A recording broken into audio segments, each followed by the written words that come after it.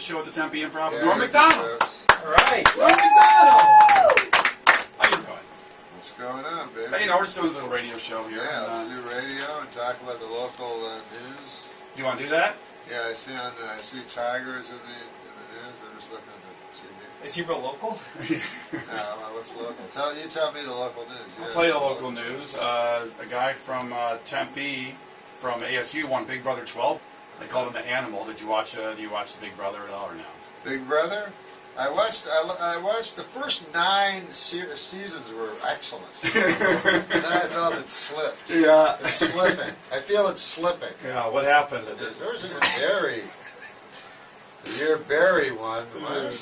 You know the guy's name? Yeah, you remember Barry. No, I don't. I don't even remember who won the Super Bowl 4 years ago. But I see these reality shows and they go, next, tonight, watch what happens when Harry tries to get across the rope. I'd rather watch a real sport where I know the rules. And they go, the guy was a good player, you got to give that to him. Like there was a game. Because he was good because he'd lie behind other people's back and then they'd figure he turned out he didn't like him in the first place. They found that out come voting day. I have Lou Diamond Phillips here for you today, by the way, or the kid from Independence Day. Lou Diamond Phillips. Yeah, hippie down. Lou Diamond Phillips lost a lady to another lady.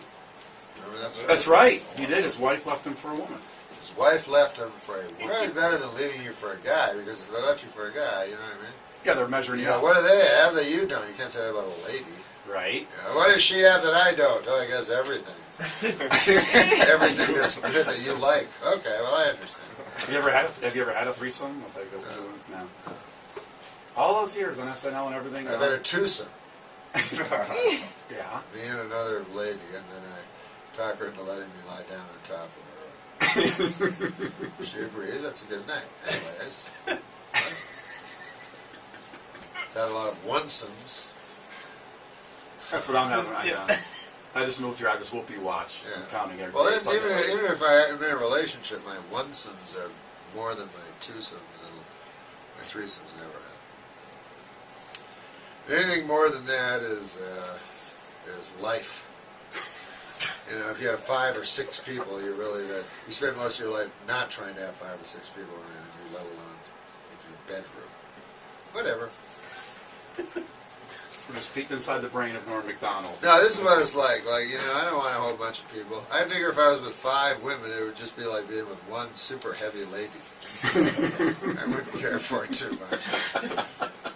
All right, Norm Macdonald, the Tempe Improv. A guy was buried at sea. I don't know where you want to be The guy buried. was buried at sea? Right, but he floated, and he wouldn't sink, and they didn't know what to do, and the body just kind of floated away. That happened over in That's a great story. Virginia Beach. Slow news day. Well, burying at sea, the problem is... Slow news day. The problem with burying at sea is the ocean, when you try to shovel it, never seems to get a hole. Very hard to get a hole going. That's my burying at sea joke. It was funny. That I always have in my back pocket in case. I thought about being buried at sea because I thought it would be a cool way, because people go like, oh, how could you be, you know, whatever, burned or something, however they decide to kill you. But, you know, it's much more weird to go, how can you bury you under the ground and then crazy stuff happens and you're a monster, you know. You turn into a skeleton monster, you know. So, but I was thinking of burial at sea because they throw you over and then a whole bunch of sharks all attack you and eat you. But you don't care because you're dead. Right.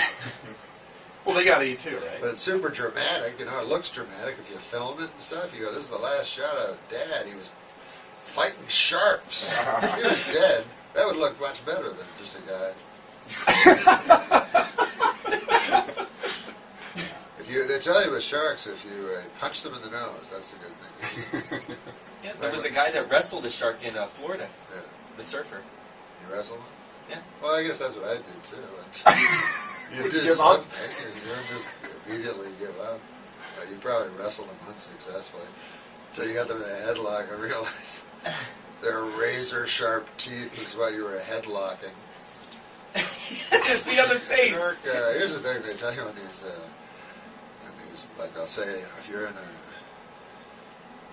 bear comes at you, you know, don't be scared, you know, just pretend to be dead, lie Like, it's ever easy pretending to be dead anyway, you know? But if a bear is sniffing you, a hungry bear, you're supposed to be such a method actor that you can pretend to be sleeping or dead, relaxed. So of course you'd be shivering and shaking and defecating. Better sense that. There's always on the brighter side, you'll never see a bear ever. That's always the good ending of that story.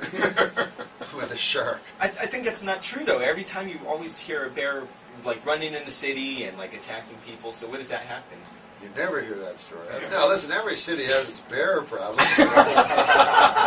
All right, what are we going to do about this bear problem? Enough is enough. I heard you outside saying something about you had to be hypnotized to quit smoking. You still smoke? No, I said that I didn't get hypnotized because a guy told me, I got hypnotized and it worked, and I said I would rather have free will. I would rather not go. I'm very susceptible. That's the good thing. That's what I found out about myself. A guy can just tell me, and I want to smoke, but I don't because the other guy told me. Then I would be terrified to go through life. So I wouldn't want to be hypnotized. No. I don't think I'd it's rather real. make my own decisions. Yeah, I don't think it's real. I don't think it's real either. I don't know. And I was mentioning that when I was young, I saw Ravine the Impossibilist. He made people, one person think he was a chicken, another person think he spoke Martian. Anyway, so I saw the guy afterwards, and he was the chicken. I remember because I was in the audience with my brother. I was 14. He was running around. He was pecking. He was pecking a lot, and like acting like a chicken. So I saw him after the show. We were in the parking lot, and I said, "Hey, that's that guy from my brother, you know." So I said to the guy, "I go, what did it feel like being a chicken? Like the guy hypnotized you into being a chicken?" And he goes, "It was cool." And then I'm thinking about it, I was like, if it was real, you go, "Hey, how's that, man? When you thought you were a chicken," you go, "I don't know, I thought it was a chicken. I gotta go home and think about this." And then he would go into therapy, obviously, because he had had a psychotic break from the world for 10 minutes when he was convinced he was a chicken. You'd start thinking about everything differently immediately. You wouldn't go, "That was cool." Oh, yeah. Norm MacDonald. Respect. Thanks. Thank you, Norm, for stopping by the Tempe Improv. That was fun, man.